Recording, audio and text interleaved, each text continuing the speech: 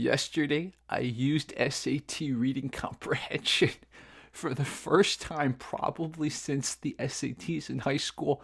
Watch what happened. I know I got viewers who are Americans living abroad, so this applies to you. Now, a lot of you know I've been learning about taxes. I was on the section on extensions, and there's a special type of extension that applies to U.S. citizens living abroad. The reason I had to use SAT reading comprehension skills was because tax law is not too intuitive. A lot of times, you have to take everything at face value, and unless you find more evidence in the text, you can't infer or imply anything. For those of you who've ever dealt with extensions, you know that an extension does not extend when a payment is due. So even if you get an extension with the IRS, whatever it was due during the initial due date, you should pay it then, basically, because the interest is not going to stop. Again, normally, if you have an extension, that's only an extension for you to get your paperwork together and file the taxes. If you owe whatever you were supposed to pay, that payment is not given an extension. Now, check out what I read when I was looking at U.S. citizens who are living abroad. First off, this is from Publication 54. I highly recommend anyone that's living outside the U.S. that's a U.S. citizen, read this. Now, there hasn't been a 2024 version yet, so this is the latest version that I could find. So we'll go down to the section on extensions. Check this out. Automatic 2-month extension. You are allowed an automatic 2-month extension to file your return and pay federal income tax if you are a U.S. citizen or resident alien, and on the regular due date of your return, you are living outside the U.S. and Puerto Rico, and your main place of business or post of duty is outside the U.S. or Puerto Rico, or you're in the military or naval service on duty outside the United States and Puerto Rico. If you use a calendar year, the regular due date of your return is April 15th. Even if you are allowed an extension, you will have to pay interest on any tax not paid by the regular due date of your return. So this part, right, this part is basically what I'm saying. Extension doesn't give an extension for payment. You still have to pay it by the regular due date. But I don't know if you guys caught it the first time. Let's read this again. Check out this again. Let's read this again because you might glance over this. You are allowed an automatic 2-month extension to file your return and pay federal. So the 2-month extension is not just for filing, but also for paying your federal income tax. I remember when I first read that, I did a double take. I'm like, wait. There's another exception for people in military duty, like in a combat zone. I'm not going to get into that. I might explore that in the future if everyone wants me to do it.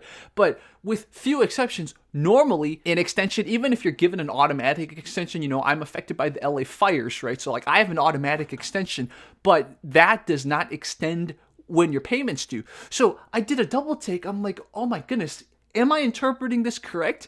And this is where the SAT reading comprehension came in. Because a lot of what you learn in SAT reading comprehension, if something seems a little vague or something is a little confusing, you look for other places that might give you evidence or support of it, right? So that's what I did. I looked at the rest of this section, and lo and behold, I found evidence that supported how I interpreted based on what it said. So let's look at this. After you read about the 2-month extension, normally when you apply for an extension, it's a 6-month extension. So the next section is about the 6-month extension. It also addresses if you already had an automatic 2-month extension. And this is the part that finally I was like, oh, okay, I'm not interpreting it wrong. Check this out. If you cannot file your return within the automatic 2-month extension period, you can generally get an additional 4 months to file your return for a total of 6 months.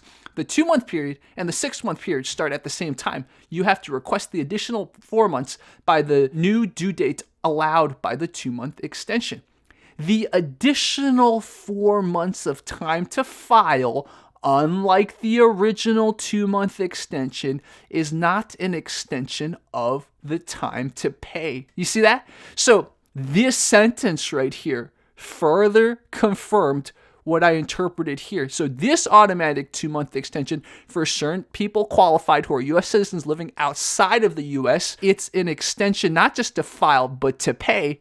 And from here, it also refers back to it and confirms it. Again, unlike the original 2-month extension, is not an extension of the time to pay. So if you get 6 months extension, right, 4 more months after the 2 months, you don't have an additional time to pay. So logically means that this 2-month extension is an extension of the time to pay. Isn't this what we had to do when we were studying for the SAT? Those reading sections, when you had to read a passage and you had to answer all those tricky questions, this is basically what we did when we prepared for the reading section of the SAT. Yesterday, when I was doing this, actually applying this in the real world to something important, I was like, wow. It brought back a weird nostalgia because back then it was stressful. We didn't see the point, and most of us never see the point of it. But look at this. Imagine if the SAT used IRS passages. So then training reading comprehension for the SAT test, you would also just automatically learn tax law, right? There are people who go into fields who will never need this SAT type of reading comprehension.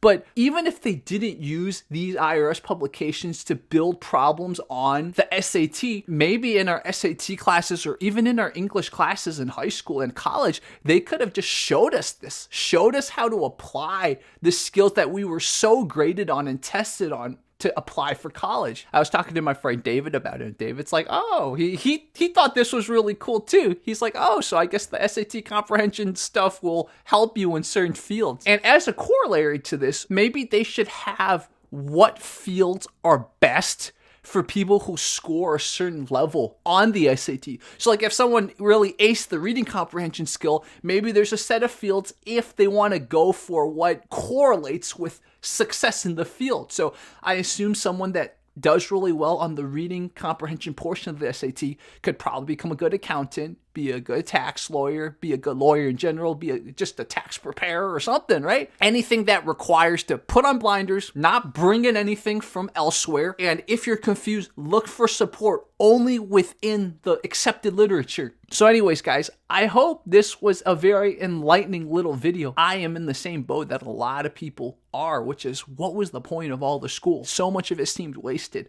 But I think I will always be learning in my life. I think all of you know that. That's why you follow me. And because of that, maybe I will find a use for everything that we learned, even trivial stuff, seemingly trivial stuff from middle school, elementary school, high school, college, etc. So anyways, guys, thank you guys so much. We'll have a lot more. Leave your thoughts, requests too. Talk to you soon.